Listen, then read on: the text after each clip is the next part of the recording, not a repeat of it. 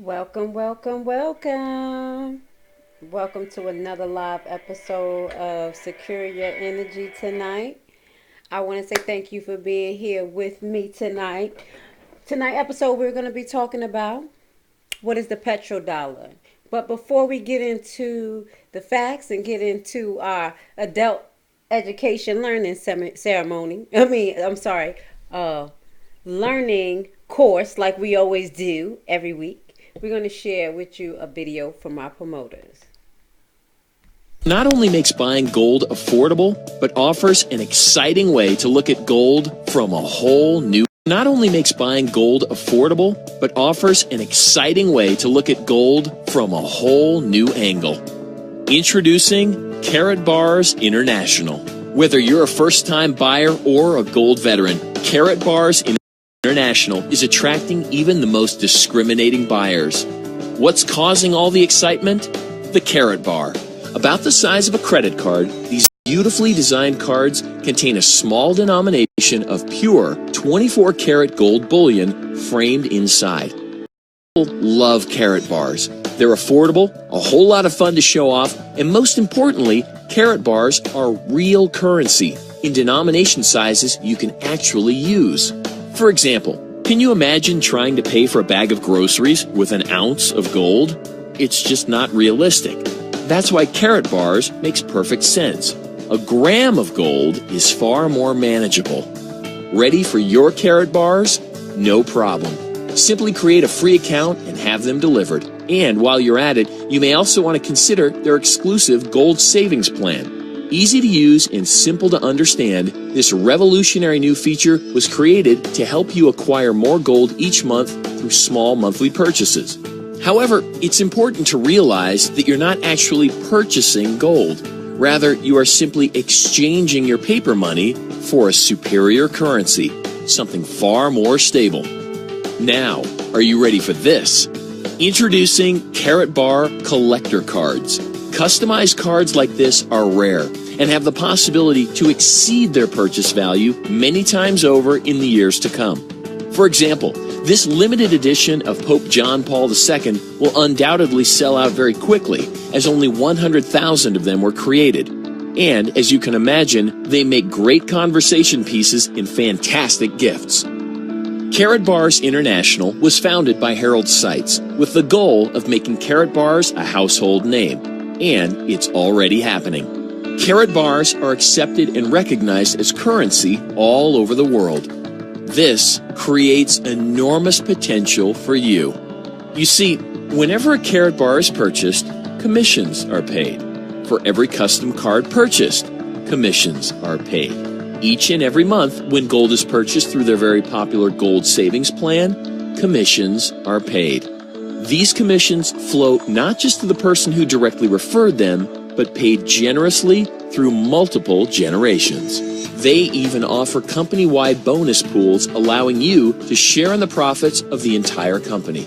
And as the demand for Carat Bars grows, so does your opportunity. So let me ask you this. How much money do you want to make?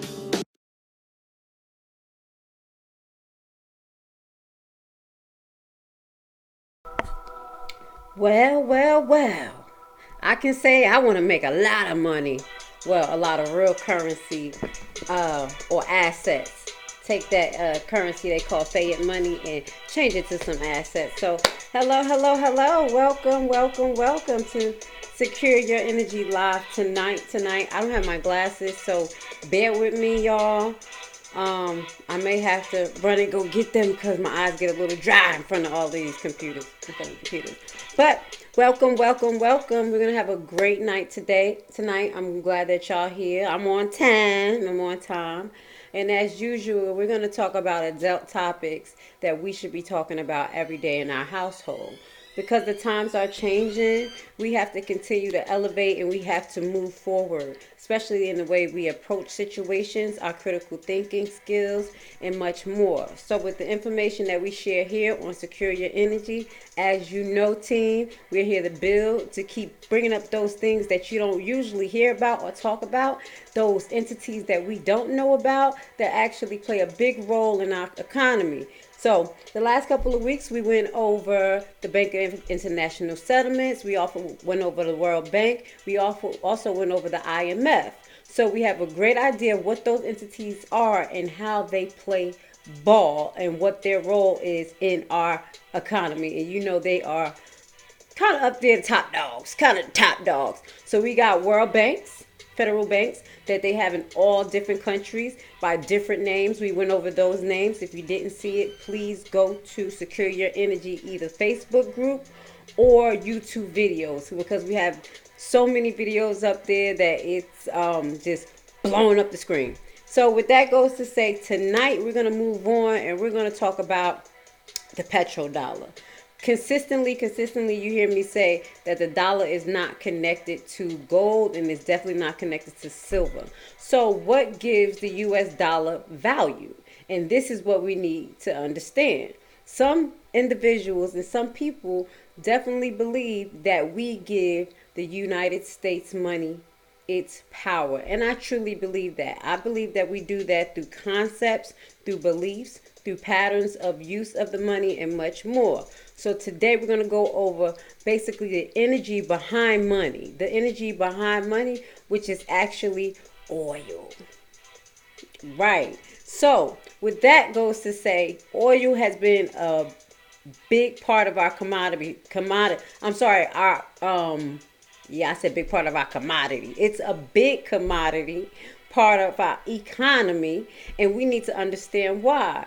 We also need to understand the connections to the US dollar and the oil, and the oil prices. So we're going to go over the foundations of that, and we're just going to make the connections because I need you guys as adults to understand the situation and the system to its totality. As we always say, people have sections of information, and because we love to research here on Secure Your Energy and we love for people to make good sound decisions, we put that information out there that you don't hear about all the time, is that's not in your common news feeds. So let's move on with today's topic, because you know how I go on. We'll be talking all night.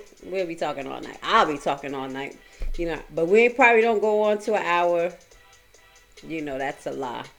We'll be here just for a little while. So tonight, y'all know I like to share videos from RT. I think they have a lot of diverse information as well as factual information. So one of the things I wanted to start off before we go into how oil is connected to the US dollar, let's talk about the global banks, because it seems like they're getting a little shaken up. As we mentioned on other weeks, we talked about how there's riots across different areas of the United States as well. Not as much as United States, but in the United States, because it's slowed down right now. In other countries, like it's just flaring up back to back. So people are taking notice, and the people that need to take notice, those are the ones that's taking notice. As I told you, if you listen to those protesters that's in France with the yellow coats, they're literally talking about the big bankers, just like how Wall Street had that flare up out here. And I'm not gonna call it a flare up. The Wall Street protest that lasted a long time, people didn't even really take heed to what that protest was. It's the same type of protest that's going on across the world in different areas, in different countries, Caribbean islands, including Haiti. So I say to my people, y'all out there fighting the true fight. Sometimes you just can't deal with oil prices costing $1 million. I'm blowing it up. So let's watch this video together.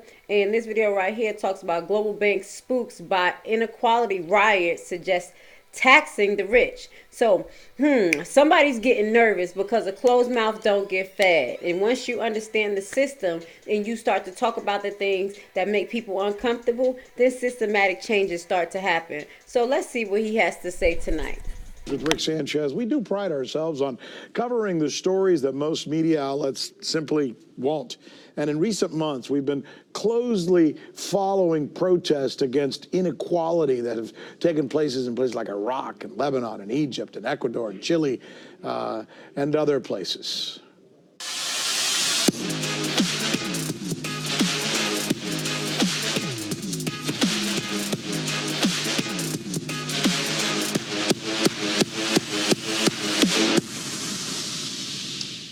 Well, it seems that those responsible are finally getting the message, and huge news that you probably won't hear anywhere else. The IMF just called for more taxes on the wealthy. Yes, you're actually hearing that.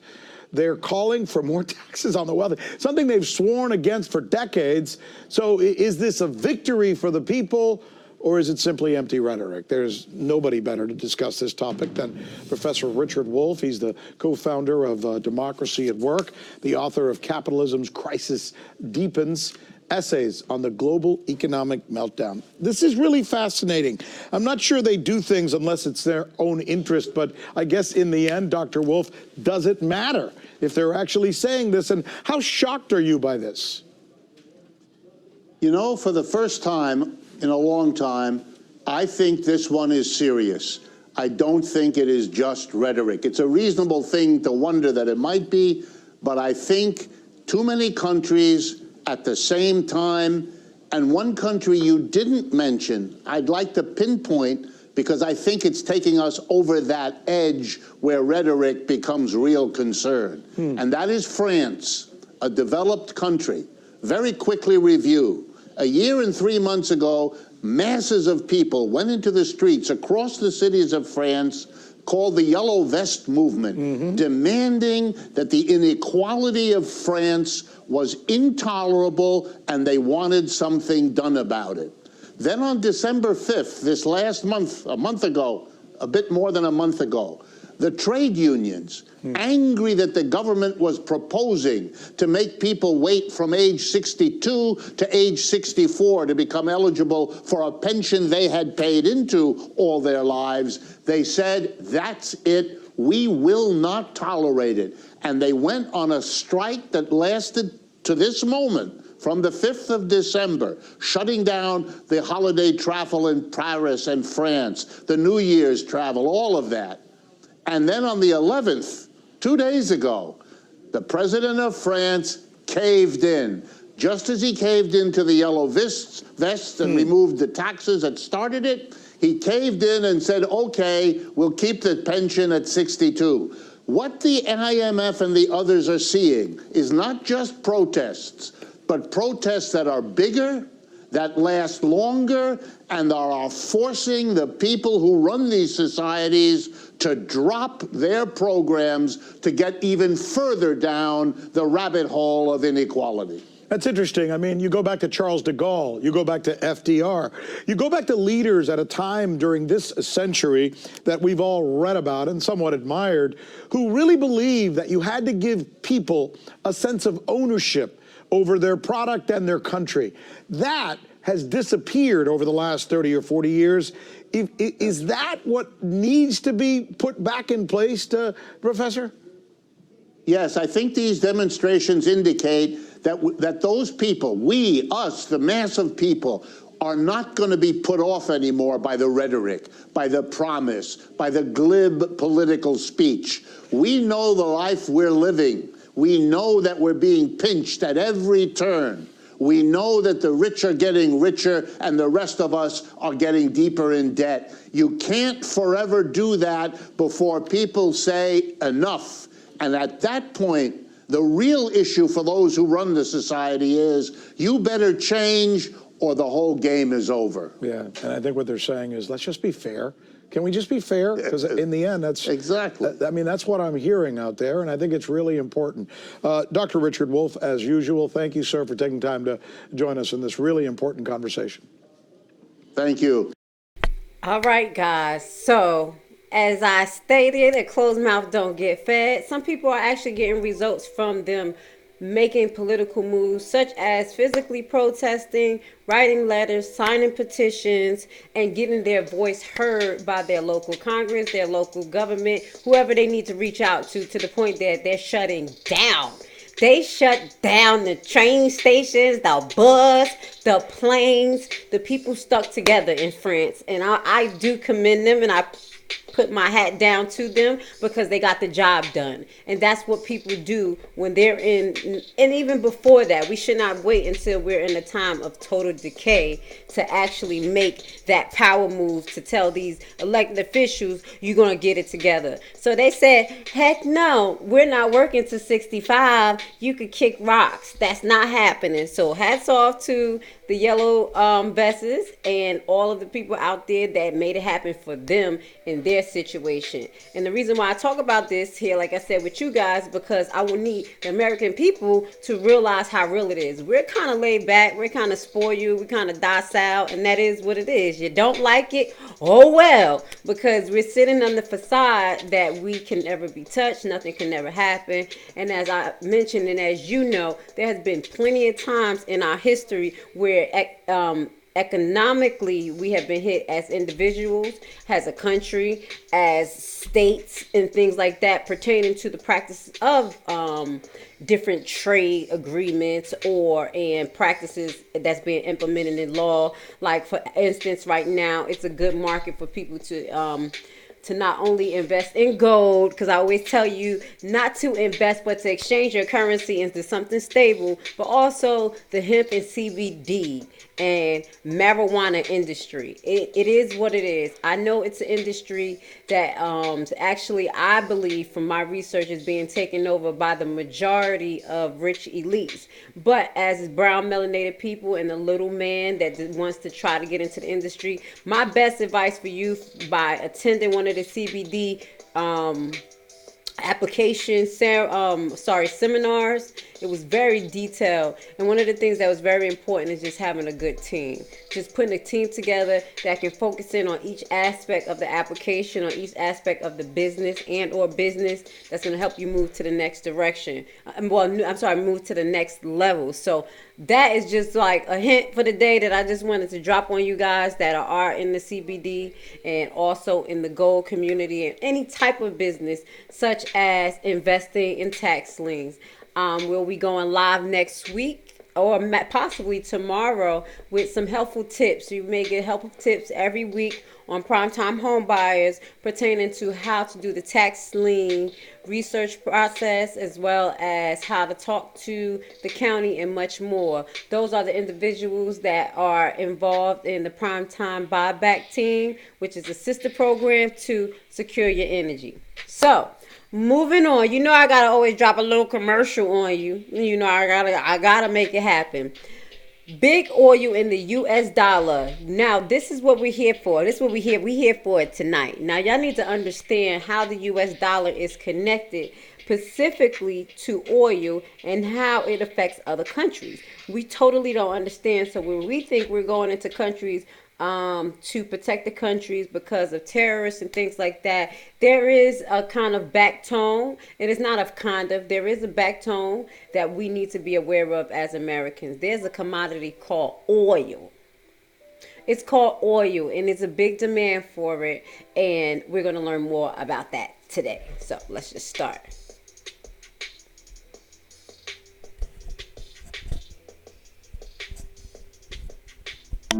The US dollar is the world's reserve currency, in part because it is the main currency for most commodity transactions.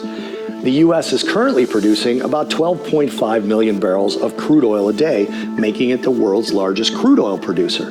Those two things combined keep the dollar strong. But now the US is vying for the largest crude oil exporter, and it's getting close to that level. According to Citigroup, the U.S. currently exports around 3 million barrels a day, which is already up about 970,000 barrels a day over last year, and should increase by 1 million by year end.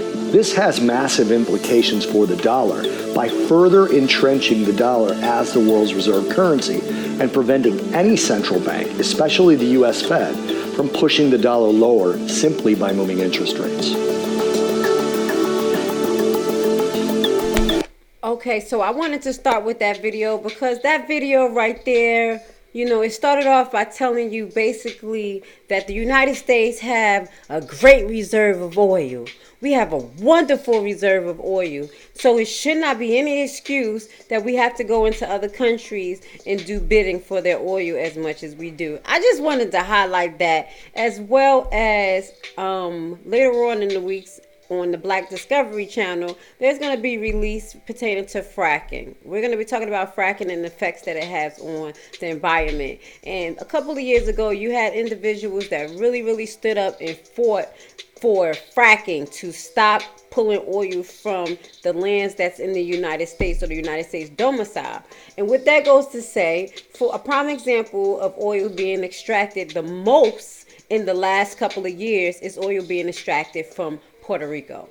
So I need you guys to pay attention to what is actually going on today in Puerto Rico and how Puerto Rico is suffering from a lot of catastrophes and natural disasters that wasn't happening so back to back prior to all of this fracking. So I don't want to give y'all a science review because I am a geek. But the thing is that oil is set under the ground. So when you remove certain substance, this is just common sense. If you have layers of rocks and you have this oil all right here and then you remove it, you're going to have some shifts in the actual earth. You're going to have some shifts in the tectonic plates. You're going to have some eruptions going on when it comes to the volcanoes that are close, just because you have not only chemical changes, but you have physical changes of heat and cold, and we're not going to go into that. So I just wanted to break that down for you guys to be like, oh, that has nothing to do with climate change.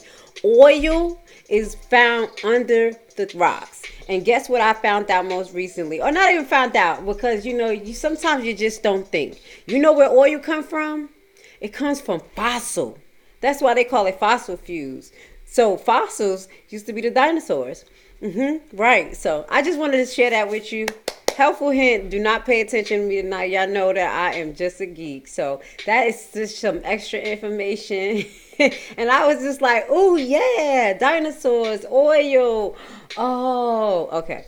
So what is the petrodollar? So let's just watch this short film. It's going to give you the foundations of how we came into the state of having the United States currency connected to the oil reserves of different countries in our country, or basically the practice of trading oil with the actual currency of the United States dollar.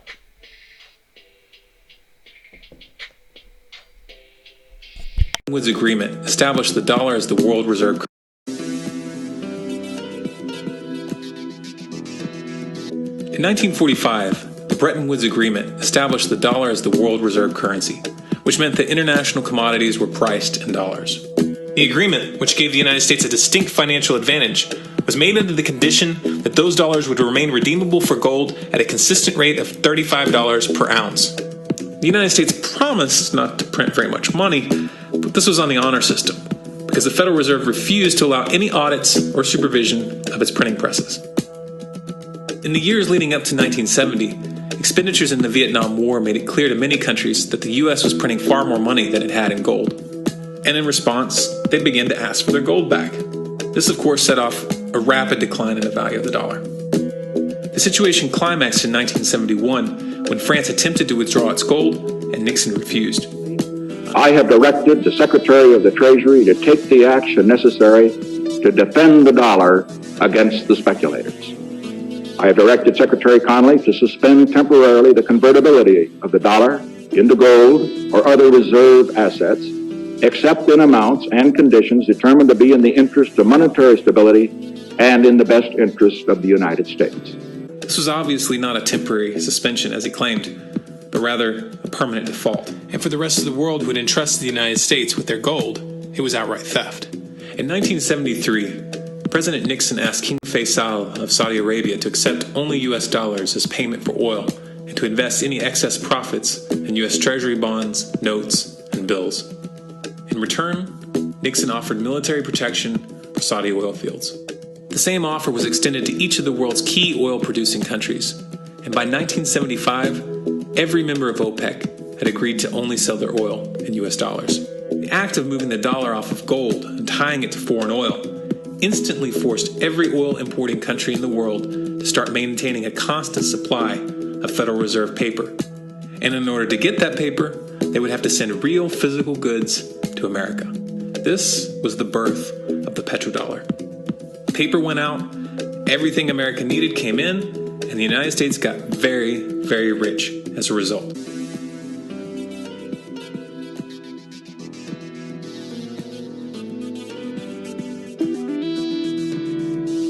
In November of 2000, Iraq began selling its oil exclusively in euros.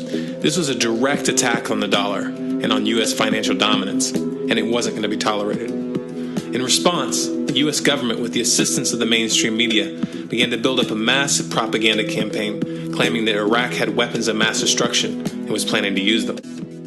Should terrorists obtain these weapons, now being manufactured and traded around the world, the carnage they could inflict to our economies, our security, to world peace, would be beyond our most vivid imagination. My judgment as Prime Minister is that this threat is real, growing, and of an entirely different nature to any conventional threat to our security that Britain has faced before. In 2003, the U.S. invaded, and once they had control of the country, oil sales were immediately switched back to dollars. This is particularly... All right, guys, let's just pause right here. I'm sorry. This is the heist. Pay attention to the heist. This is exactly what goes on repeatedly. So I just want y'all to pay attention. I'm going to stop it. And the ones who didn't catch it, I'm sorry, because this is very important information. This is how they go into these other countries and they set up shop and bring soldiers over there under the guise of protecting the country and the oil, and build this relationship and set up contracts with these countries to say, hey, that you're going to only trade your oil reserves in our dollar. And then if you don't do it, then we're going to start to make up some shit, about you and say that it's a national threat. So let's just watch that one more time, because you know what? It sounds familiar. And I know y'all know it sounds familiar. Listen to this guy. Listen to him. That Britain has faced before. In 2000, judgment as Prime Minister is that this threat is real, growing, and of an entirely different nature to any conventional threat to our security that Britain has faced before. In 2003, the U.S. invaded, and once they had control of the country, oil sales were immediately switched back to dollars. This is particularly notable due to the fact that switching back to the dollar meant a 15 to 20% loss in revenue due to the euro's higher value. It doesn't make any sense at all unless you take the petrodollar into account. So I came back to see him a few weeks later, and by that time we were bombing in Afghanistan. I said, are we still going to war with Iraq? And he said, oh, it's worse than that. He said, he reached over on his desk, he picked up a piece of paper, and he said, I just got this down from upstairs, meaning the Secretary of Defense's office today, and he said, this is a memo that describes how we're going to take out 7 countries in 5 years, starting with Iraq and then Syria, Lebanon, Libya, Somalia, Sudan, and finishing off Iran.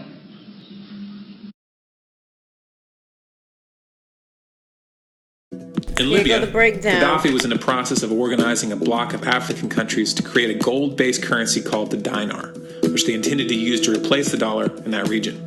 U.S. and NATO forces helped destabilize and topple the Libyan government in 2011. Tonight, British forces are in action over Libya.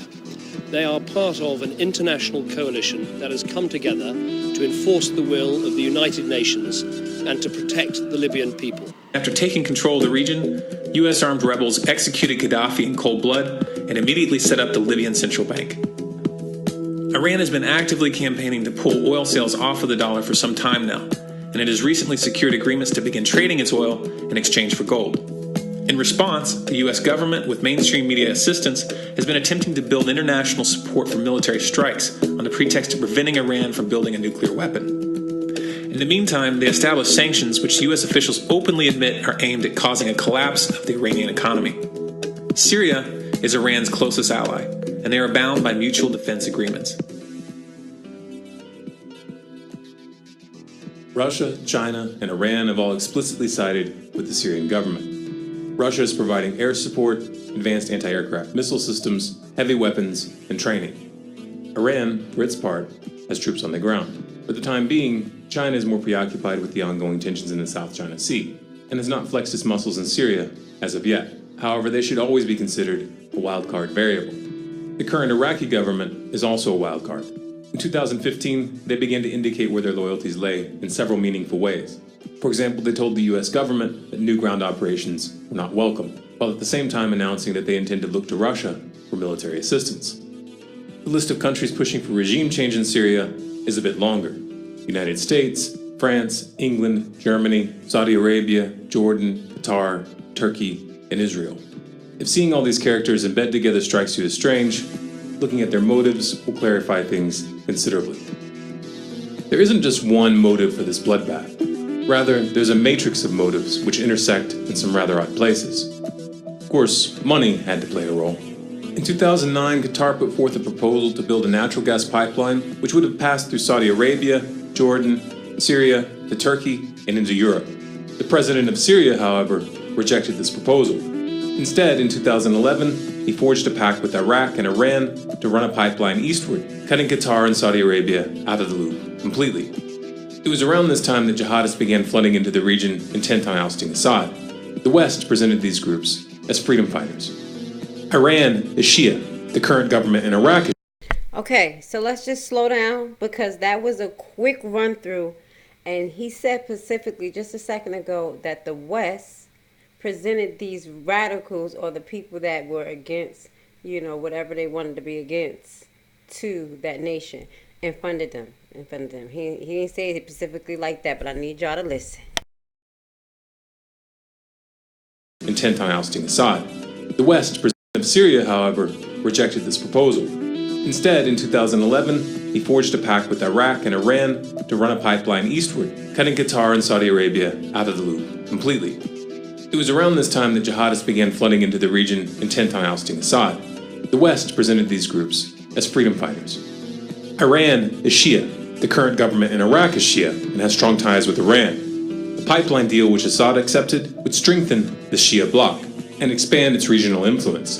The Sunnis don't like this. In fact, they've even coined a term to describe it, the Shia Crescent. Let's be very clear. ISIS is not just a terrorist organization. It is a Sunni terrorist organization. That means it blocks and targets Shia. And that means it's serving the interests of Turkey and Saudi Arabia, even as it poses a threat to them. Because neither Turkey nor Saudi Arabia want an Iran, Iraq, Syria, Lebanon bridge that isolates Turkey and cuts Saudi Arabia off. Israel also doesn't like the Shia Crescent at all, and they have decided to work with the Sunnis to form a parallel bloc to counterbalance Iran's influence. This is why Israel has launched numerous airstrikes against the Syrian government over the years and has provided medical care, logistical support, and safe passage to known jihadists. In 2013, Israel's ambassador to the US, Michael Oren, told the Jerusalem Post that, quote, "The initial message about the Syrian issue was that we always wanted Bashar Assad to go. We always preferred the bad guys who weren't backed by Iran to the bad guys who were backed by Iran. This was the case," he said, "even if the other bad guys were affiliated to Al-Qaeda."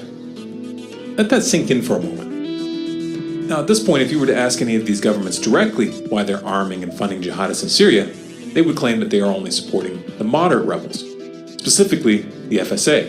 We believe there are around 70,000 Syrian opposition fighters, principally the Free Syrian Army, who do not belong to extremist groups and with whom we can coordinate attacks on ISIL. FSA commanders have gone on record to say that they cooperate with and conduct joint operations with al-Nusra, and ISIS and al-Nusra have officially formed alliances. And it is well established that the FSA command has been dominated by Islamic extremists for years.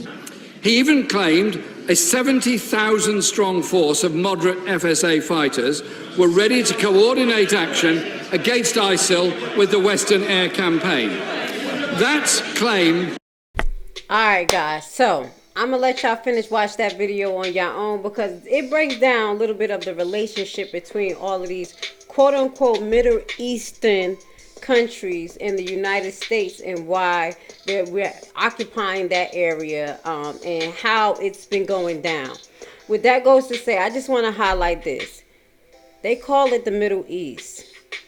So where is the West East, the Northeast, the Southeast, and the East?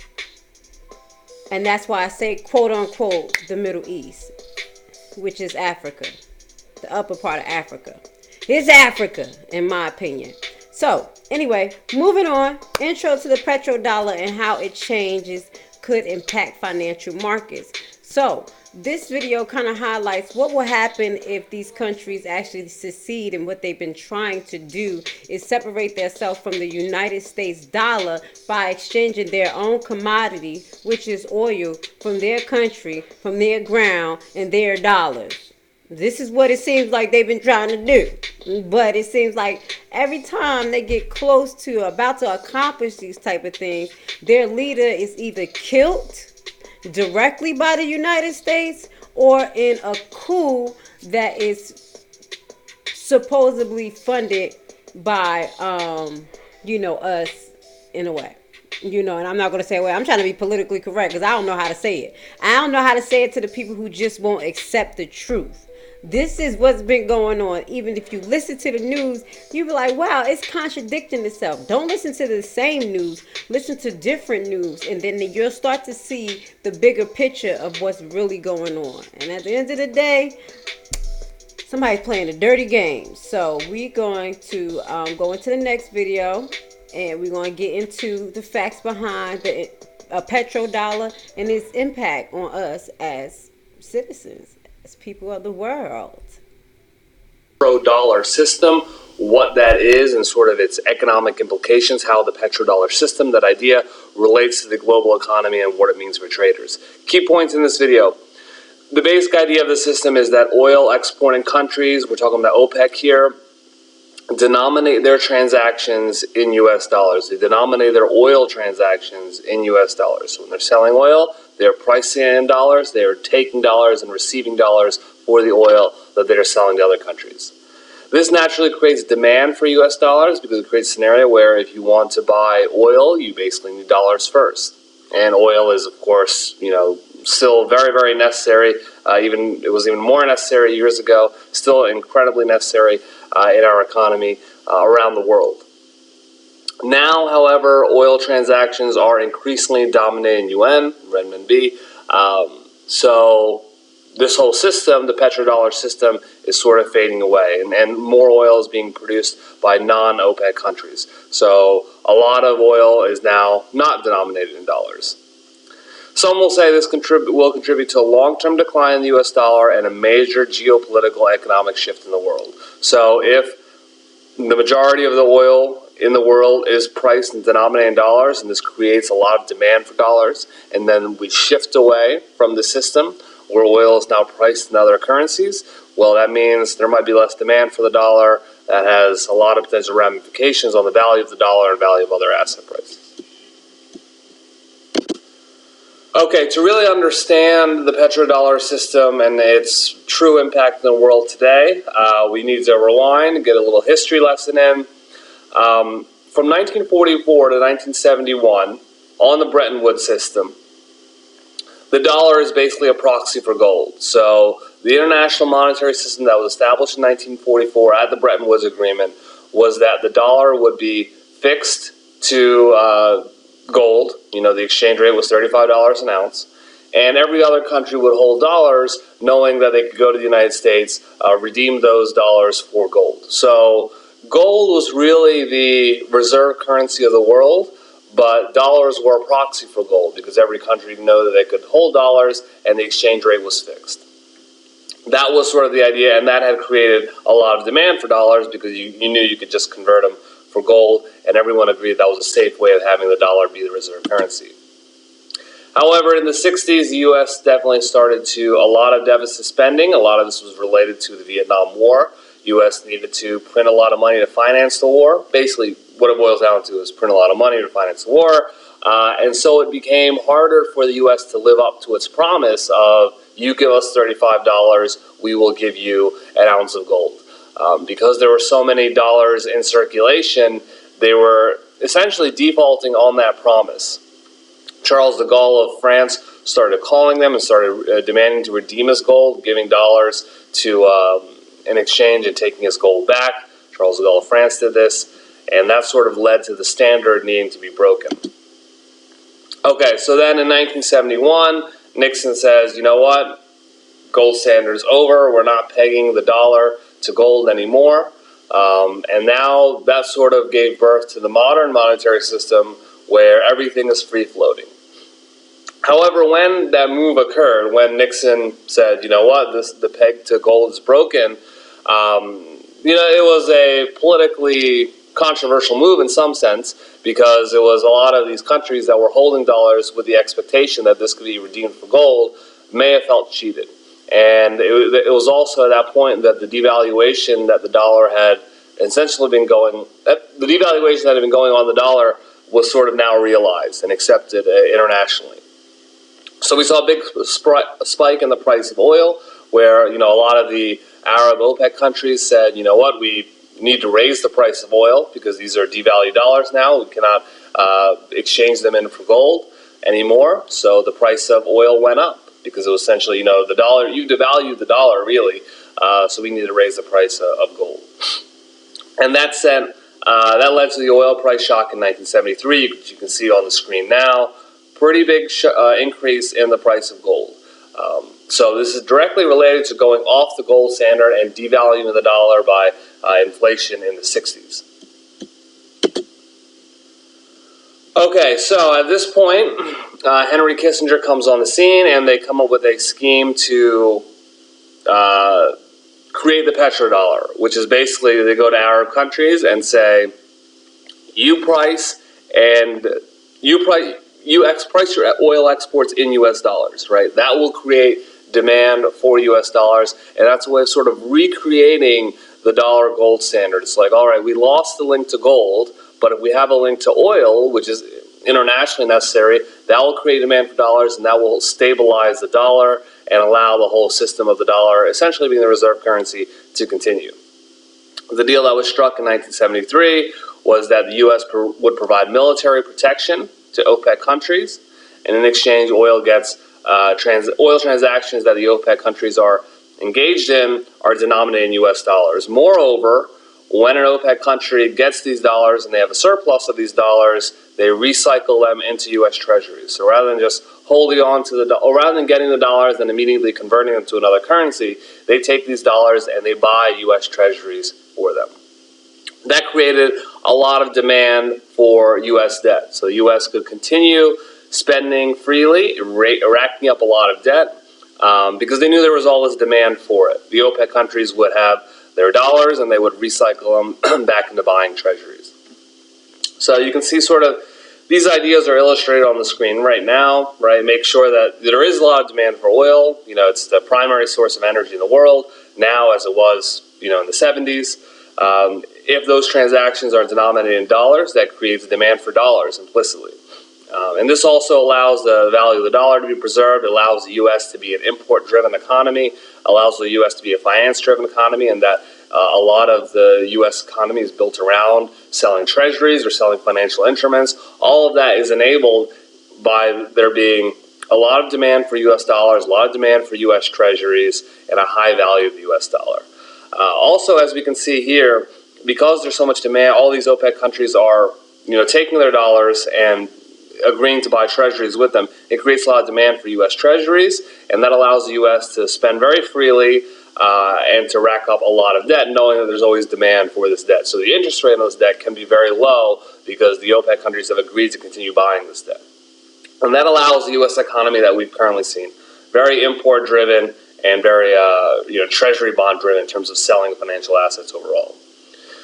Various times throughout the past 40 years, 45 years, certain political leaders amongst OPEC nations have tried to go off the agreement. They've tried to have their oil transactions denominated in other currencies, euro, gold, and the result hasn't always been particularly favorable for them. Omar Gaddafi was removed from office, Saddam Hussein, U.S. military intervention to remove him, Ahmadinejad from Iran. He sort of left office. He had probably the best outcome of the three individuals you can see on the bottom right here. But it is something that's a little interesting, and a lot of people are.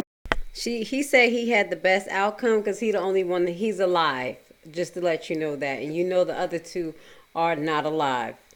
Okay, right. Argue that the U.S.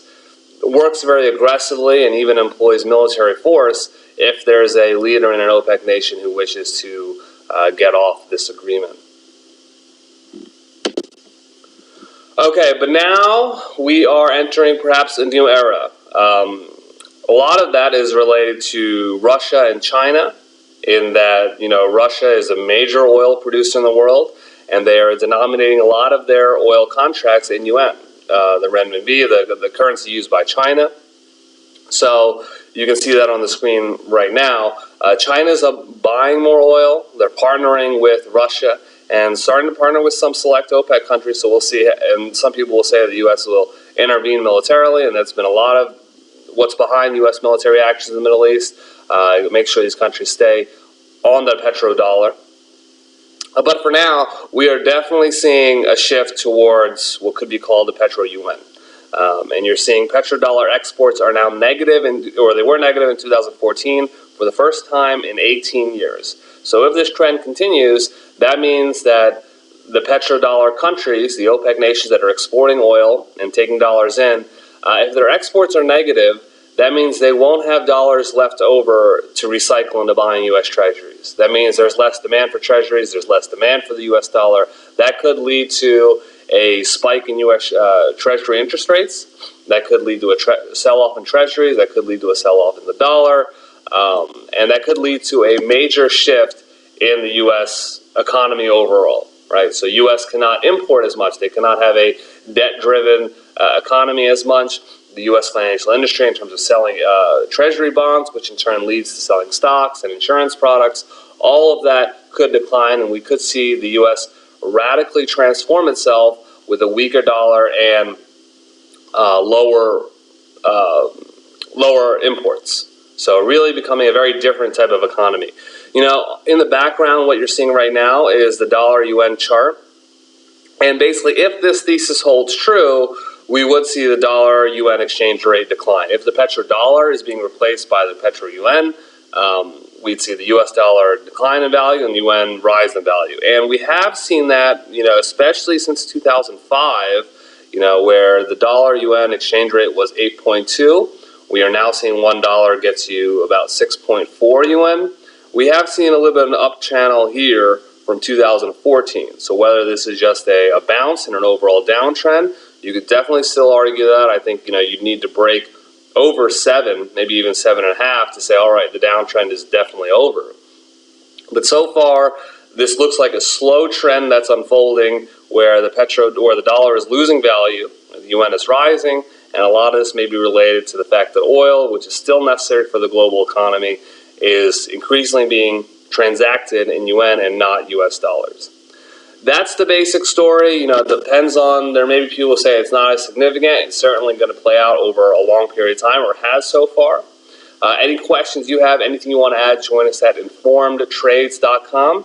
If you like this video, help us out. Visit informedtrades.com/donate to make a contribution. You can also So y'all know where this video came from. It came from informedtrades.com, another entity that does videos such as I to help talk about the subject matter that we need to. So he stated a lot of key things, and he clarified how the United States get into these countries through the Bretton Woods Agreement, which was mentioned. So let's just go over that and just move through the highlighted points of this video. So the Bretton Woods Agreement came into action when they basically made the U.S. dollar connected to gold at $35 per ounce.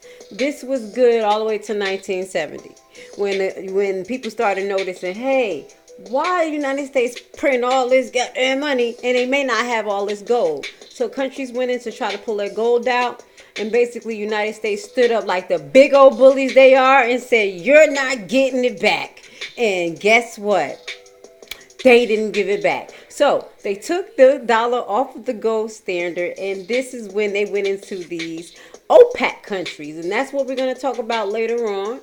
OPEC countries, or if you're in the Secure Your Energy group, I'll just drop some information pertaining to the OPEC country. That's not a total video that we need to go into, but these are the oil-rich countries, okay? So what they said, United States said, okay, cool. We ain't got no gold to back this up. We done printed all this money. We're going to need some type of commodity or something to connect this to make it, give it value. So they went in like the big bosses they are and said, hey, you got oil.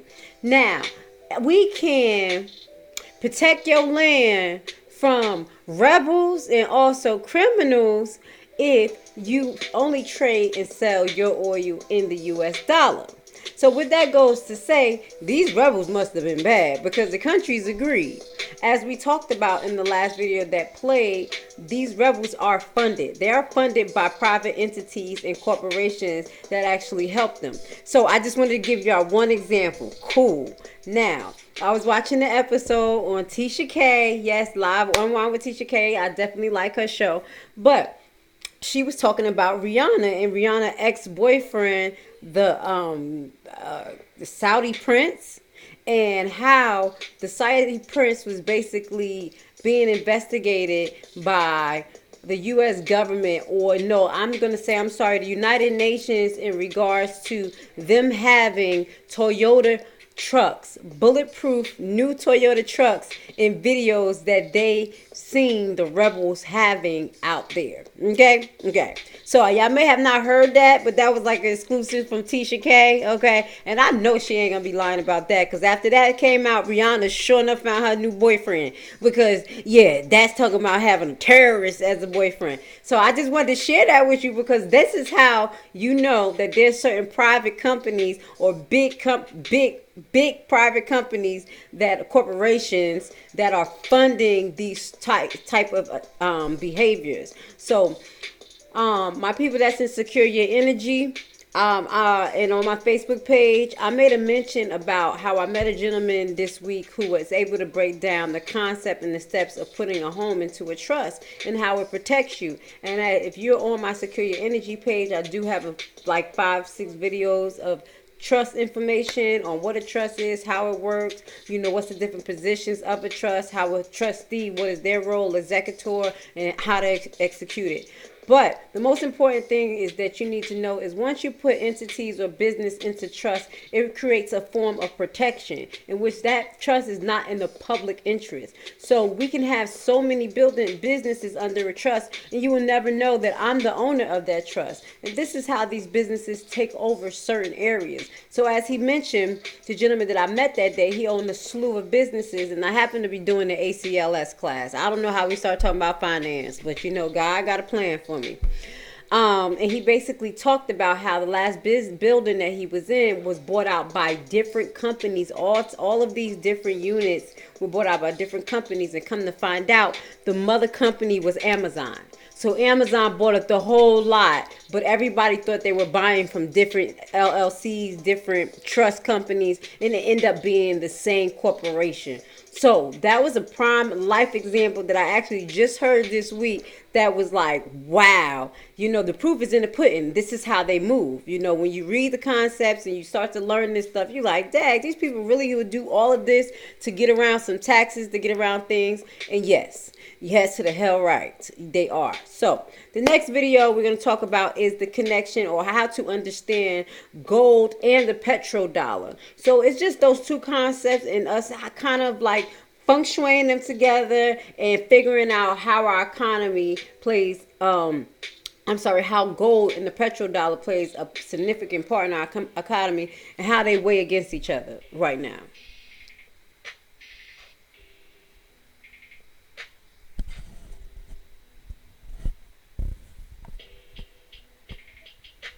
The evolution.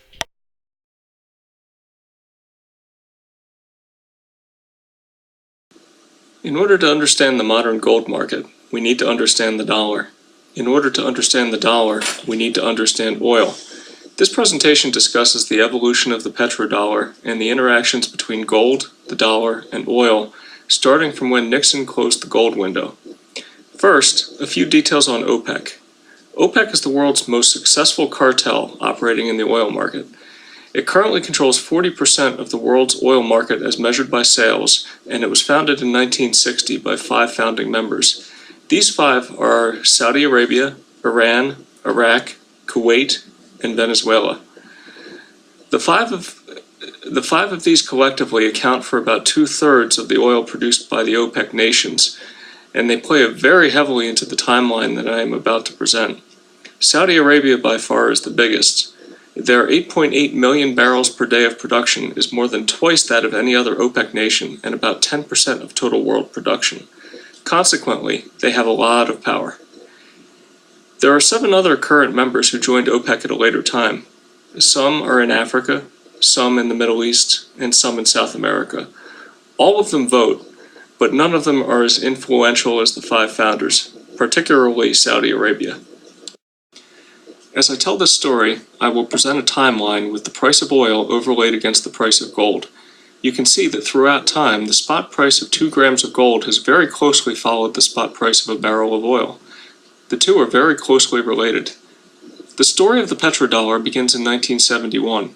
Before 1971, the dollar was backed by gold, and any foreign nation could exchange their excess dollars for gold upon demand. There were some nations who did just that, with France leading the charge in the late 60s. There was a fear that the gold in the treasury would be completely consumed, and that fear was well founded because between the Vietnam War and Johnson's guns and butter programs, many more dollars were issued than could possibly be redeemed for gold. And so Richard Nixon, in August of 1971, announced that the dollar would no longer be redeemable in gold. This removal of gold backing worried many nations, and rightly so. The world had become accustomed to using the dollar for world trade as a result of the Bretton Woods system. Now that the dollar no longer had gold backing, how could its value be maintained? How could this new fiat currency be relied upon to facilitate world commerce? Nixon and his administration had obviously thought about this a great deal before abandoning the peg.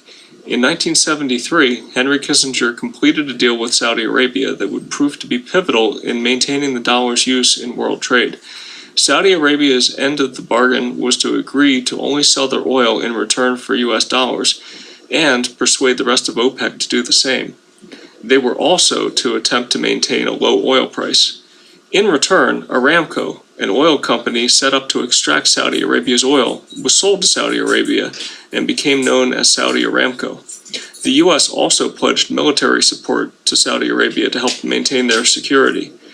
There were other aspects of the deal that were not disclosed, but it is highly likely, given Saudi's history of demanding gold in payment that the U.S. guaranteed Saudi Arabia, that they would continue to be able to receive gold in return for their oil. As time progressed, the oil market got tighter and tighter. Many in OPEC were already resentful about the U.S. support for Israel during the Yom Kippur War, and they considered raising the price of oil to both punish the U.S. and also to realize more gains in return for their oil.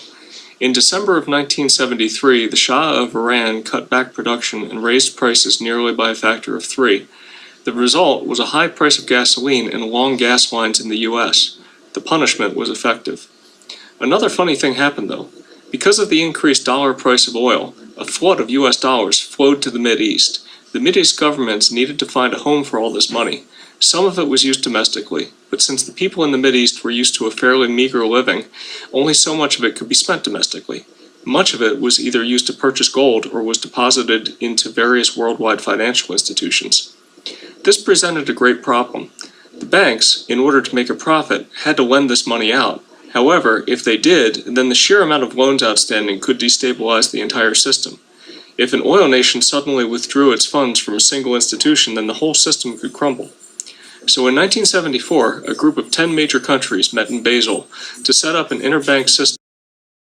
Okay, so I wanted just to highlight something from the last video and what he just said. When he said if a bank decides to to trade in another currency and to, just pull away, that it will collapse the United States. And you know why? Because the other thing that I forgot to highlight was basically the other part of the take over of oil was to have these countries forcibly buy bonds that helped our government. They were government treasury bonds to help our government spend. Okay, so not only did they have to use their money to trade into our money, they were forced to buy these treasury bonds. And you know what we talked about when we talked about bonds, that the value of bonds can fluctuate based on the economy and based on what's going on in trade or what's going on in agriculture and all types of things, especially what's going on in politics right now. So because of the tone of what the way United States stands against certain countries and use their actual weight, it turns other countries off into the point where, like, you had Gaddafi and other leaders of these Middle Eastern countries want to trade in their gold or another currency. Another highlighted fact that I just want y'all to keep your eyes on the prize. The next upcoming petrodollar that they're saying that is starting to try to be in competition is the petro UN.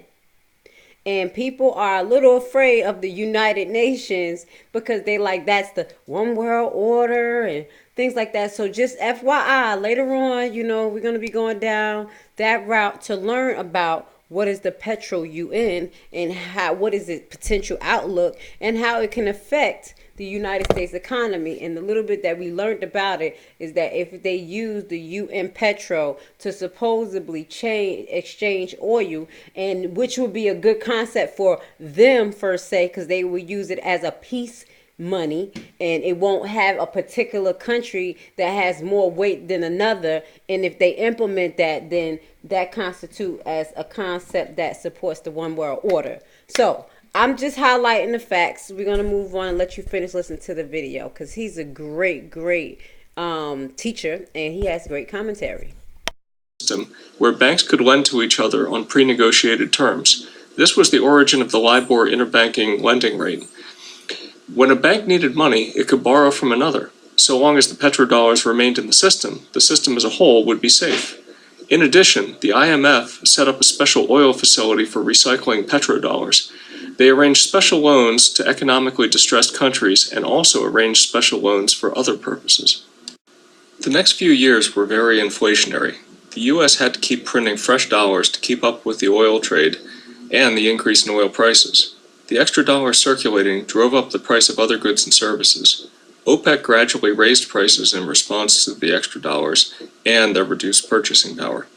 You can see how the US responded to increased prices by OPEC.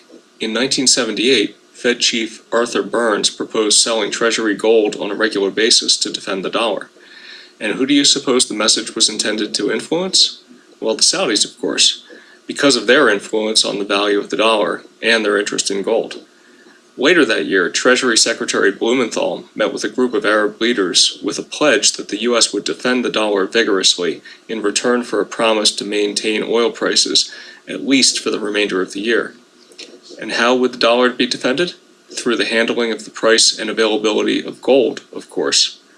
And this foreshadows future events where Treasury Secretaries and Federal Reserve Chairmen have stated that they would defend the dollar vigorously. But negotiations between countries can only be honored so long as there is political will to support those promises, and so long as the leadership of those nations stay in power. Prior understandings were thrown out the window when the Ayatollah Khomeini rose to power in Iran during a military coup. The Ayatollah cut off oil supply. As a result, the oil markets again became extremely tight. Many oil-producing nations discovered that they could get a better price for their oil on the Rotterdam market, which at the time was a spot market, than in privately negotiated supply deals. As a result, in this mode of price discovery, oil prices shot up very quickly, as did gold prices, as oil profits chased any available gold that was available for purchase. This was the event that almost spelled doom for the petrodollar. And then, as if influenced by the divine hand of God himself, things turned around. Then Fed Chairman Paul Volcker raised interest rates to the mid-teens, making reinvestment of petrodollars into Treasury instruments attractive. For a time, new petrodollar supplies were mopped up, a new gold derivative market was created and paper gold started trading freely. And, at that time, Iraq also invaded Iran. It should be noted that Iraq had plenty of support from the US in the form of money and weapons. It also had the support of Kuwait in the form of loans. The Iraq-Iran war went on for several years. It left Iran defeated. Their oil supply was reestablished. Unfortunately, it left Iraq in a poor position. They were deeply in debt to countries such as Kuwait and were having trouble making payments. So in June 1990, Saddam Hussein petitioned OPEC to raise oil prices so that Iraq could increase revenues. OPEC was unsympathetic, and so in August of 1990, Iraq invaded Kuwait, citing as their reason Kuwait's practice of slant drilling, which was alleged to tap into Iraq's reserves. The US was not pleased with Iraq's invasion and annexation of Kuwait, and so began Operation Desert Storm, the beginning of the first Gulf War. It did not take long to force Iraq to leave Kuwait. The US did not pursue Saddam's armies. Obviously, this left Iraq in a very bad position. They still had major debts to pay, and were just defeated and humiliated before the world. In short, Saddam had a grudge, and was looking for an opportunity to save face. Flashback about 3 decades. The Europeans were all very concerned about the United States' exorbitant privilege created by the monopoly the dollar had over world trade from the Bretton Woods system. The US was the only nation that could deficit spend with impunity. The concerns grew with the closing of the gold window, and so a group of Europeans worked diligently behind the scenes on a new currency that could be used for world trade. But because establishing a currency big enough to compete with the dollar would require all European nations to cooperate, it would take time to establish political support. Finally, in October 1999, the euro was introduced to the world as a parallel currency to the dollar. Okay, back to the petrodollar story. In October of 2000, Saddam Hussein announced to the world that he would now accept only euros in exchange for Iraqi oil as part of the Oil for Food program established at the end of the Gulf War. This probably didn't sit well with US leaders. Over the next couple of years, it was alleged that Iraq had developed weapons of mass destruction. Because the US was still very... So, if you listen to what he says, now this is a basic guy, okay? And what he said was that Saddam, a few years prior to them, the statements coming out to the United States and everybody around the world, that they had weapons of mass destruction, that they were working on ways to separate their oil from the United States dollar, just a couple of years prior. You know, and it's just funny how when countries plan to make moves pertaining to their oil, they also are simultaneously, excuse me if I'm saying that wrong, but you know, right afterwards, accused of basically having weapons of mass destruction. It's like, what a coincidence. What a coinkadink. Sensitive from the terrorist attack on 9/11/2001, the invasion of Iraq had enough political support to proceed in March of 2003. Shortly after the invasion of Iraq, Iraqi oil was again priced in US dollars. In December of 2006, Hussein was killed. But Iraq was not the only founding OPEC member that challenged the petrodollar after the introduction of the euro. Iran also openly challenged the dollar in 2007 by requesting that oil customers pay in currency other than US dollars. The US responded by introducing unilateral sanctions against Iran with an effort to get other countries to participate. The oil price at the time started to increase extremely rapidly. 2 events resulted in a reversal of this trend. The first was an announcement that Iran's banks would all be frozen out of the SWIFT system for international trade settlement. This essentially froze Iran's ability to trade. Additionally, in September of 2008, H.R. 6899 was signed into law. This bill, under the guise of an energy independence bill, resulted in the selling of a tremendous amount of oil from the Strategic Oil Reserve. The argument went like this.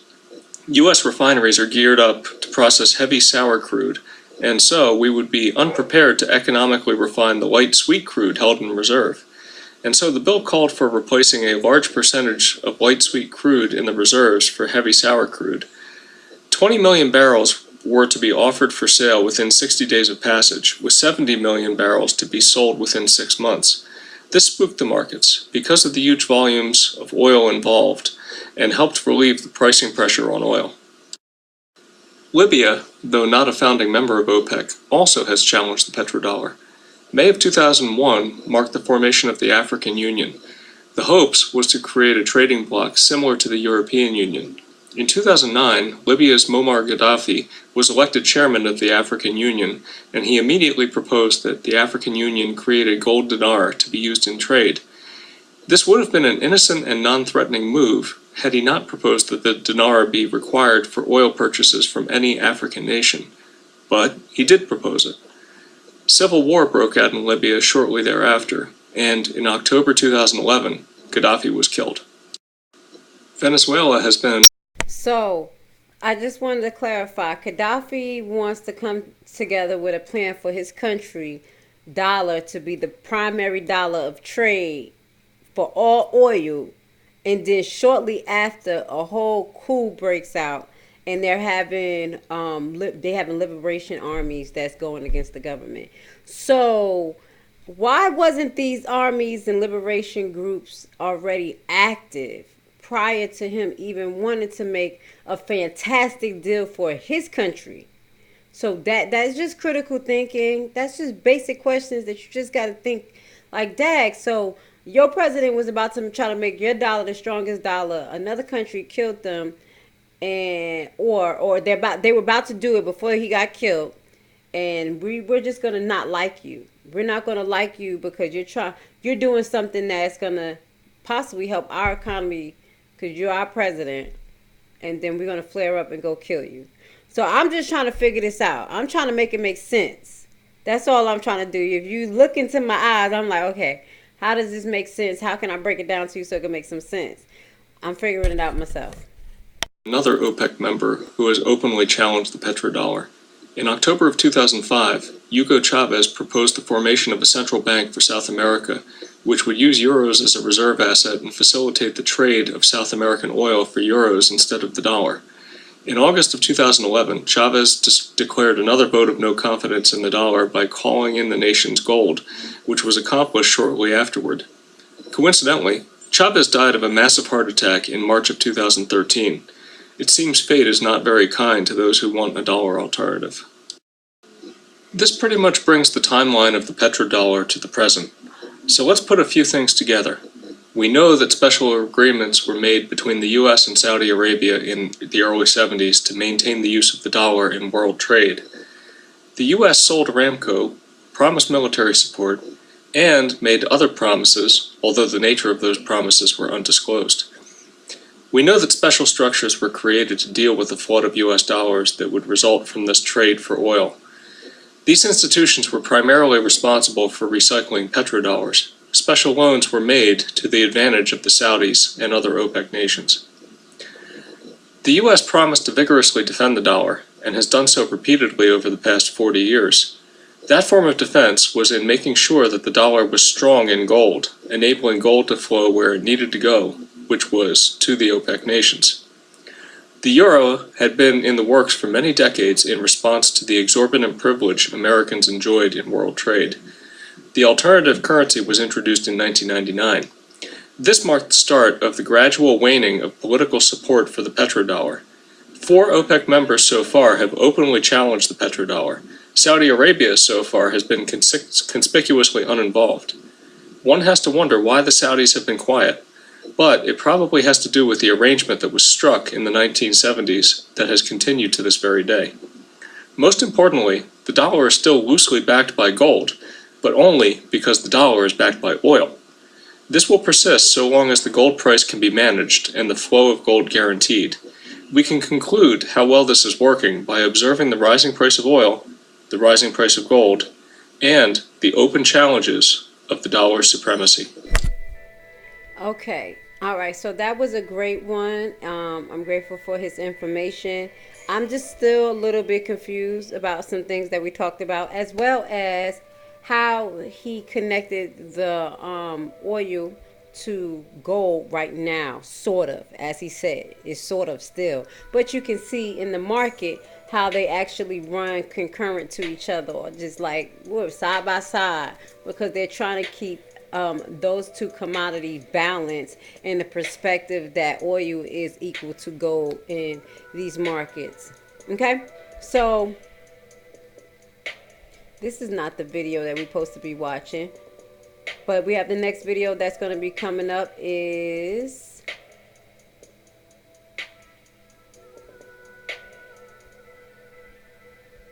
Money Matrix. So Money Matrix is on Secure Your Energy. That's on our YouTube page, Secure Your Energy page. And Money Matrix talks about oil and the connection to human energy. So everything plays a part. When you go, like as I said, you go to work, you work for these dollars. When you get up to go do something, you are actually passing energy, which is put into the atmosphere. And we want to secure some of that energy in a manner that is utilized correctly into our environment and also into our family, into our finances. So this video kind of breaks down the human energy, physical and human energy, and the connections to oil in the money market. It's a little deep, but we're going to take you there today. We're going to take it there because you know we're going to do it.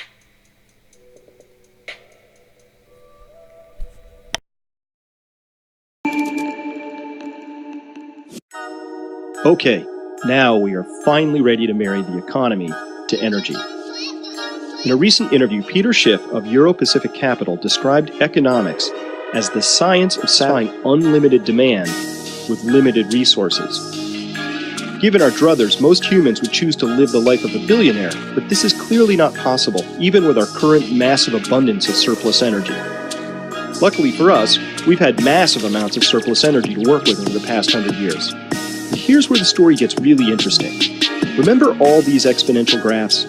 In theory, there's nothing problematic with living in a world full of exponential growth and depletion curves, as long as the world does not have any boundaries. However, exponential functions take on enormous importance when they approach a physical boundary, as seems to be the case for oil in the very near future. Both discoveries and production indicate that we could be at oil's exponential boundary already. Population, money, and oil demand are all exhibiting exponential behavior. Of the three, we can make a very strong case that both population and our money system are utterly dependent on the continued expansion of oil energy. And here are the questions that arise from that line of thinking.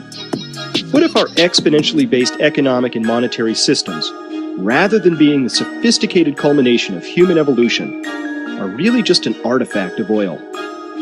What if all of our rich societal complexity and all of our trillions of dollars of wealth and debt simply are the human expression of surplus energy pumped from the ground? It's an interesting thought. More immediately, you and I would be perfectly within our rights to wonder what will happen when, not if, but when oil begins to decline. What will happen to our exponential debt-based money system during this period? Is it even possible for it to function in a world without constant growth? These are important questions and they deserve serious answers. And by placing oil consumption on a 4,000-year timeline, all sorts of troubling questions pop up when we overlay the population curve on top of it. Together, these graphs say that we might want just a little dose of adult-sized planning to go with our usual election year hoopla. Central banking just happened to come into maturity coincident with an exponentially exploitable energy source and became all-powerful and revered within a very short period of time. Fiat money systems have come and gone, but this one had a trillion-barrel energy tailwind that is about to turn into a headwind. Distributing ever larger shares of money during a period of constant growth is a pleasant job that enjoys broad political and popular support. Operating in a world of declining energy is an utterly new prospect for every single political and financial institution. And so now it is up to us, you and me, to wonder what we should expect in the future from a money system whose most very basic assumption of them all might be an error. What if the assumption that the future will not just be bigger, but exponentially bigger than the present is incorrect? This assumption is on full display in the debt chart of the US as compared to GDP. The red circle betrays a profound belief that the future will be much, much larger than the present. Consider that the total economy of the US is only some $14 trillion, while the total credit market debt of the US is more than $49 trillion. off a few zeros and round things off, and this is the exact same thing as a bank loaning $500,000 for a home against a salary of $140,000. If we knew that the current tax bracket of the borrower was going to double and then triple again, would this be a good loan to make? To our nation, the end of cheap oil means a sustained and permanent reduction in our after-tax take-home pay. My question is, who in their right mind loans more and more money to someone whose earnings are all but guaranteed to decline? Here's how it all sums up for me. There are some knowns. We know that energy is the source for all growth and complexity. We know that surplus energy is shrinking. We know that the age of easy oil is over. And we know that because of this, oil costs will consume an ever greater proportion of our total budget. And because of these knowns, there are some risks that come along. There is the risk that our exponential money system will cease to operate in a world with declining energy surplus. It might simply not be suited to the task. And there is the risk that our society will be forced to become less complex. If you really think about it, that is a loaded sentence right there. And finally, there is the risk that even as oil winds down, the momentum of the money system will create conditions ripe for hyperinflation. Each one of these knowns adds to each one of these risks, and that is what this course is all about, assessing those risks and deciding what, if anything, a prudent adult should do about adapting to these realities and facing these risks. When I put these together, I feel comfortable making these predictions. Remember, I reserve the right to change these with the arrival of new information at a later date. The status quo will be preserved at all costs. Politicians will hide the truth, economic statistics will become even fuzzier, and central banks will continue to throw more and more money at a system that at its core is out of tune with reality. Number two, hyperinflation will result. The price of anything is a function of how many dollars are floating around and how much of that product or good there happens to be. Because literally every single failed fiat currency regime has failed for the same reasons, we can reasonably conclude that the future will be filled with ever more dollars. At the same time, declining surplus energy will assure that there are fewer goods floating around. Together, these spell inflation. Number three is the logical outflow of numbers 1 and 2. Standards of living will decline. However, I am living proof that even as one's standard of living declines, one's quality of life can go up. Yet, it is entirely possible that I am raising issues here that will play out over many years or even decades, and almost certainly will be influenced by changes in behavior and technology.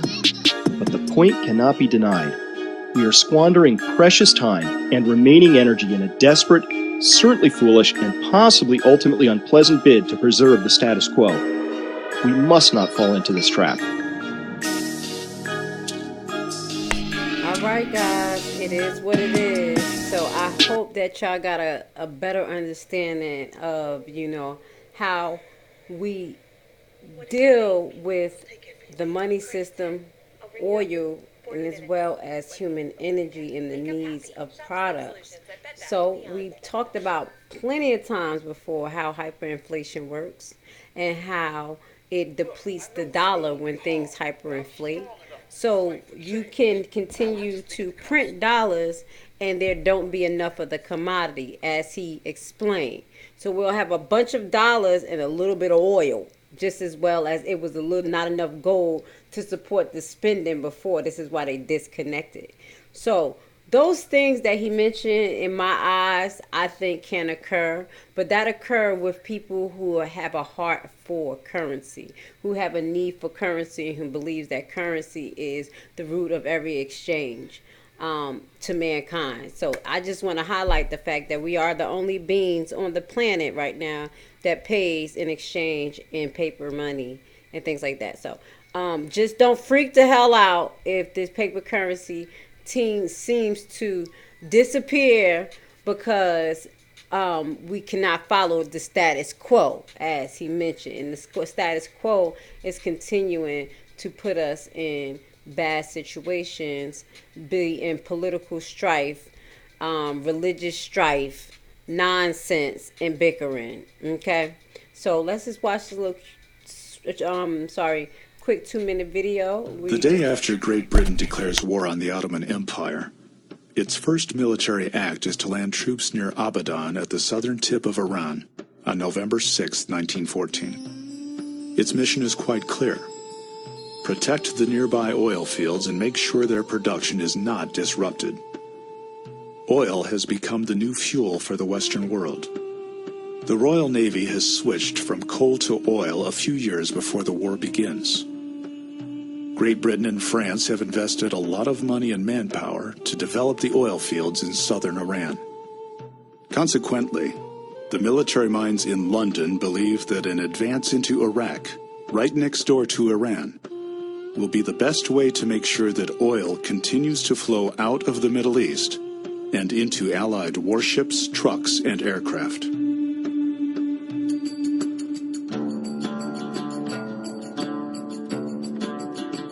One of the complicated stories has to do with oil in the Middle East. In 1911, the British Navy had shifted from coal to oil. And Winston Churchill, who was head of the Navy then, did have a real understanding that oil was going to be of great importance. Other leaders were slow to figure that one out. So that oil during much of the war was not the factor that it was to become later. The operational conditions in southern Iraq, the Fertile Crescent region between the Tigris and Euphrates rivers, seems less than promising. The area is known for its seasonal flooding, malaria, and swamp fever. High temperatures are unbearable, sometimes reaching above 150 degrees. Let's just stop right there. I just wanted to highlight for the people who know what we are as brown melanated people are. We have a DNA strain in us that protects us from malaria. And the reason why we have that is because it was a defense mechanism that the body naturally acquired by being exposed to malaria for years and years and years. So this is the Middle Eastern countries. That's not supposed to be Africa. So I just want to give y'all a heads up. Who are the people who are actually have a DNA defense that happened over time to protect them from malaria right now, which reflects in another genetic disposition that you mostly find in brown melanated African Americans, which is sickle cell anemia. So I just need y'all to do your research, because I want to put these like little extra hints in there so y'all can realize the reality of how geographical areas were changed, renamed, so certain individuals will not understand what's actually going on in certain areas that are connected to their lineage. FYI. So let's just watch the last 10 seconds of this video. In March 1915, the British begin their advance up the Tigris River, led by General Charles Townshend. By the end of May, his troops clear out the hostile Turk and Arab forces that threaten the oil fields in Iran. All right, so y'all got a better idea of why World War I happened and why they were actually in Iran and these things were happening. Okay, you can go research that a little bit more. I'm not sure if that's a topic that I'm going to go into on the Black Discovery channel, but I will go into certain topics such as what we just discussed with you is, you know, how we build our genetic disposition as brown melanated people to certain diseases and sicknesses that just don't break us down like it break everybody else down. So we're coming to our last few videos for tonight. I am so grateful that y'all here with me, because I know y'all be learning just like we just be learning together as grown people doing grown people things. Okay, so the petrol system in the U.S. and Saudi relations, a short 4-minute video. That last video broke it down to you a little bit more.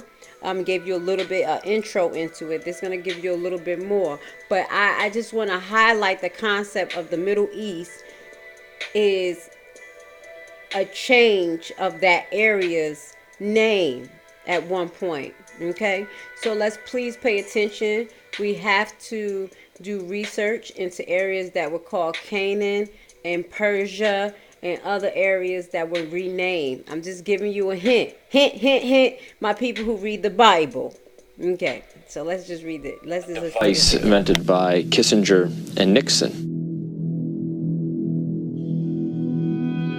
The standard of living of all Americans can be traced back to here, the vast oil-rich deserts of Saudi Arabia. In the early 70s, after the Arab crisis happened with the oil embargoes, OPEC basically tripled the price of oil to the Western world. And at that time, America realized that they were vulnerable because they were importing about 70% of all the oil they consumed.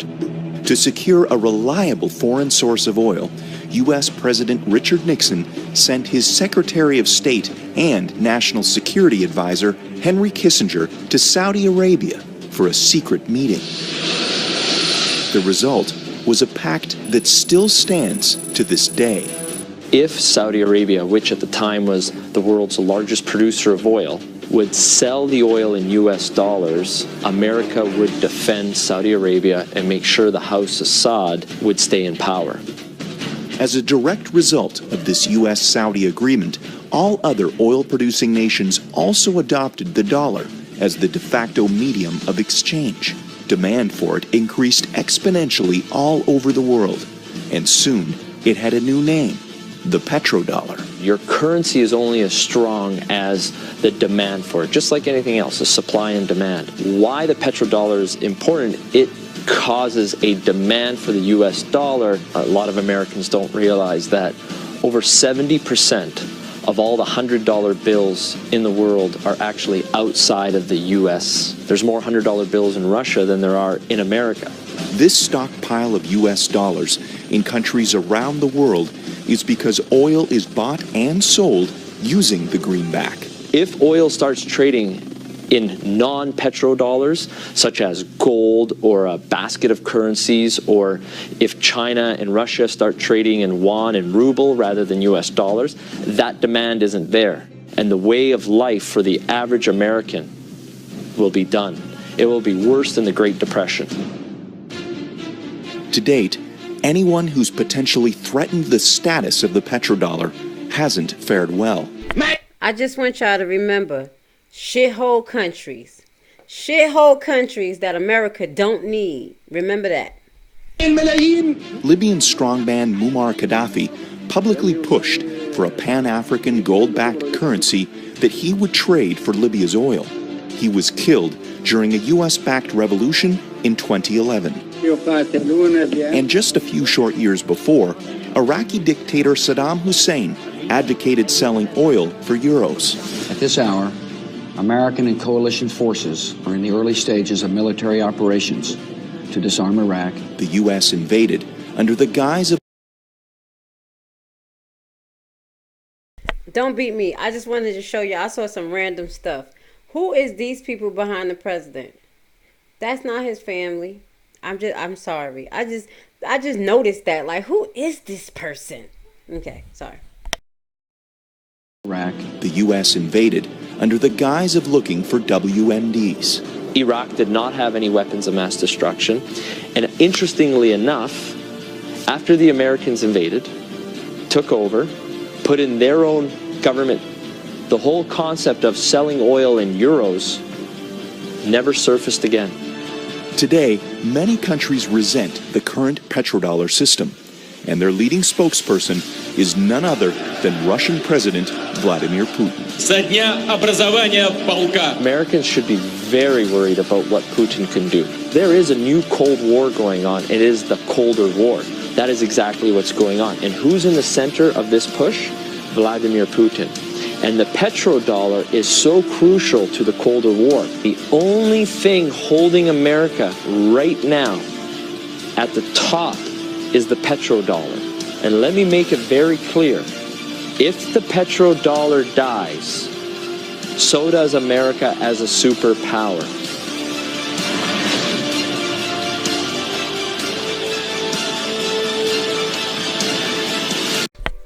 All right. So that was a great little video that breaks it down for you.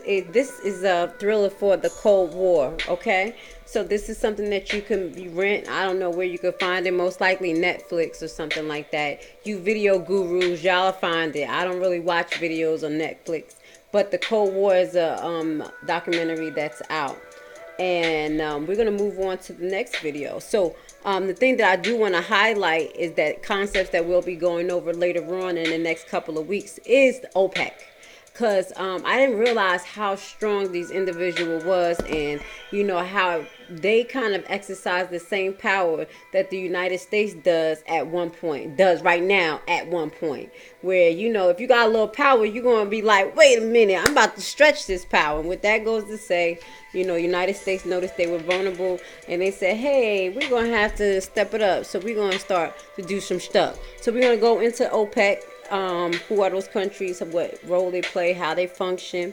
We're also going to go into the Saudi agreement. Now you understand why United States and Saudis are so close. This is all the way back to just after the Bretton Woods agreement, and I mean how the formation of the OPEC countries. After the Bretton Woods agreement, that the Saudis and the United States have gotten so close. And when we have you see, as we have went over, the Saudis own a good amount of the oil reserves.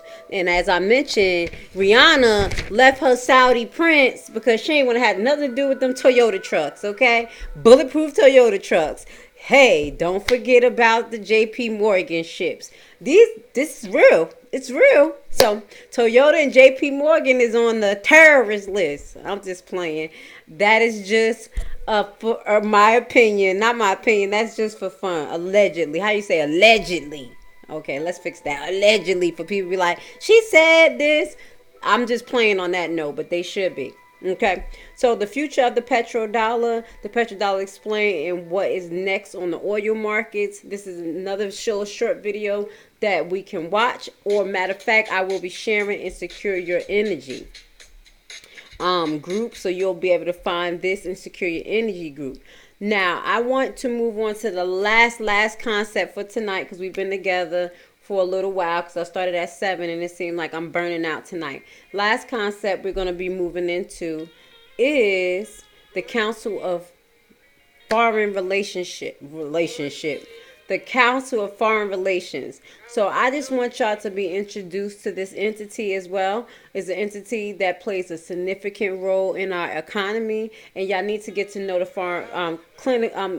the Council of Foreign Relations. Then we're going to go more into detail about this entity later on in this week, and we're going to close off this session. So let's watch this together, and I want to say thank you so much for being with us today, being positive, keeping your mind focused, and being able to get through heavy impact information that's going to help you grow, as well as help you make the political, economic, social, and personal decisions that will help you be a sound, mindful adult. Because these are the things they didn't teach us in school. These are the things that they did not teach us. These are the concepts that we don't talk about on the daily basis. But these are some of the things that are constantly shoved down our throat by news broadcasters that we just don't understand. Or we're having bits and pieces of information given to us or delivered to us, depending on what geographical area we're in, and or what the hell the damn news station want to give us for the day. Okay, so I want to say thank you guys for being with me, and I'm going to definitely be with you next week on another episode of Secure Your Energy. I want you to enjoy this video. We're going to sit back and watch this together so we can introduce one of our next topics. The next week is Ron Paul explains the Council of Foreign Relations in the New World Order. It is what it is. When we talk about the United Nations having a petro coin or a petrodollar, that's another concept we're going to talk about. We need to understand what type of power comes with that. So instead of the United States having that power to put sanctions on people and have their market funded by these OPEC countries and outside OPEC countries, it may be the United Nations.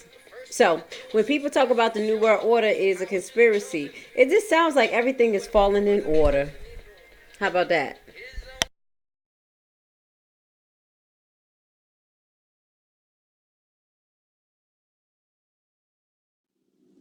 This is an historic moment. We have in this past year made great progress in ending the long era of conflict and Cold War. We have before us the opportunity to forge for ourselves and for future generations a new world order, a world where the rule of law, not the law of the jungle, governs the conduct of nations. When we are successful, and we will be, we have a real chance at this new world order, an order in which a credible United Nations can use its peacekeeping role to fulfill the promise and vision. An overall peace. What do you think the most important thing is for Barack Obama? Obviously, you're here to talk about the anniversary for U.S.-China diplomatic relations, but if you had to say this is going to be the country or the conflict or the place that will define the Obama administration, what would it be? The president-elect is coming into office at a moment when there are upheavals in many parts of the world simultaneously. You have India, Pakistan, you have the jihadist movement. So he can't really say there is one problem that is the most important one. But he can give a new impetus to American foreign policy, partly because the reception of him is so extraordinary around the world. I think his task will be to develop an overall strategy for America in this period when really a new world order can be created. It's a great opportunity. It isn't such a crisis. From Arlington, Texas, and this question is for Ron Paul. Now, I've met a lot of your supporters online, but I've noticed that a good number of them seem to buy into this conspiracy theory regarding the Council of Foreign Relations and some plan to make a North American union by merging the United States with Canada and Mexico. These supporters of yours seem to think that you also believe in this theory. So my question to you is, do you really believe in all this, or are people just putting words in your mouth? Well, 90 seconds. Well, it all depends on what you mean by all of this. The CFR exists, the Trilateral Commission exists, and it's a, quote, conspiracy of ideas. This is an ideological battle. Some people believe in globalism. Others of us believe in national sovereignty. And there is a move on toward a North American Union, just like early on there was a move on for a European Union, and it eventually ended up. So we had NAFTA and moving toward a NAFTA highway. These are real things. It's not somebody made these up. It's not a conspiracy. They don't talk about it, and they might not admit about it, but there's been money spent on it. There was legislation passed in the Texas legislature unanimously to put a hold on it. They're planning on millions of acres taken by eminent domain for an international highway from Mexico to Canada, which is going to make the immigration problem that much worse. So it's not so much a secretive conspiracy. It's a contest between ideologies, whether we believe in our institutions here, our national sovereignty, our Constitution, or are we going to further move in the direction of international government, more UN? You know, this country goes to war under UN resolutions. I don't like big government in Washington. So I don't like this trend toward international government. We have a WTO that wants to control our drug industry, our nutritional products.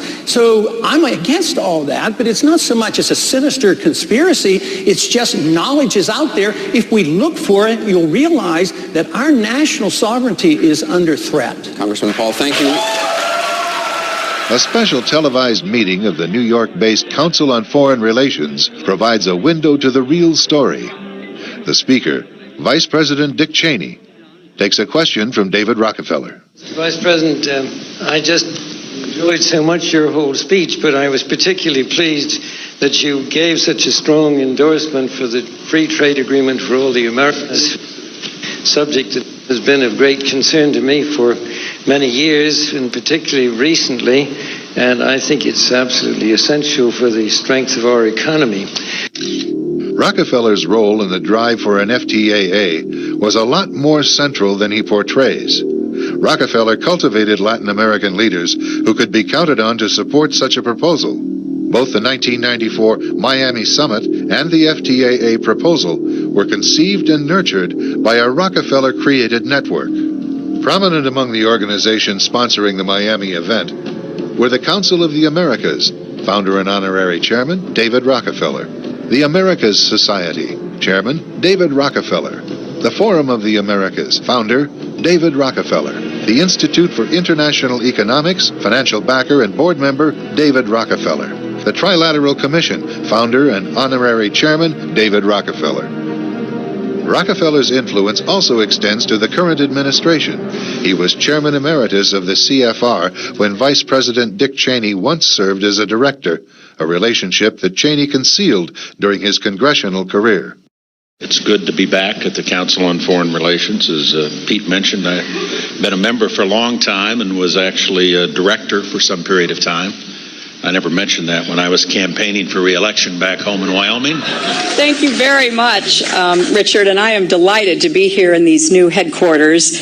I have been often to, I guess, the mothership in New York City, but it's good to have an outpost of the Council right here down the street from the State Department. We get a lot of advice from the Council, so this will mean I won't have as far to go to be told what we should be doing and how we should think about this. From Guadalupe County, and I have a two-part question.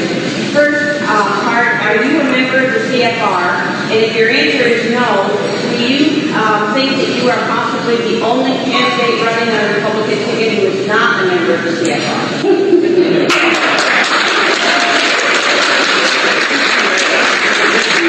I have been waiting for my invitation, but I haven't received it yet. There's no doubt about it. The CFR is very, very significant. It used to be, really secretive. Unfortunately for us, they're much bolder. A lot of people know about the CFR and the Trilateral Commission, but they're very, very influential. I would like to make sure that someday our side has a organization as influential as that, and that to be as an intellectual, influence. But they have the CFR and Trilateral Commission are very influential. They're very much controlled, at the Wall Street level and the military-industrial complex. But I do not know exactly who is and who is not a member who happens to be the candidates. I know that some of them are members, but I do not. I don't believe every one of them is a member. Would be my guess. But the explicit answer to your question is no. I am not a member.